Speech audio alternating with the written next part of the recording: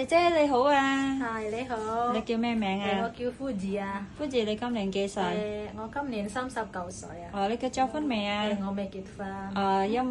咁依家你照顧咩啊我而家照顧緊 BB。 ？BB 幾多歲啊？啱出世啊。出世啊？係啊。哦，2個月。係啊係啊。咁你之前有冇照顧老人家啊？有㗎，但係健康啦。健康啊？照顧啊係啦。婆婆幾多歲啊70歲啊。 ？70歲啊？哦，有冇照顧唔健康㗎？未有。未試過嘅。未試過咁如果係小朋友，你幫佢沖涼？係啊。識唔識餵奶粉啊？識。哦識。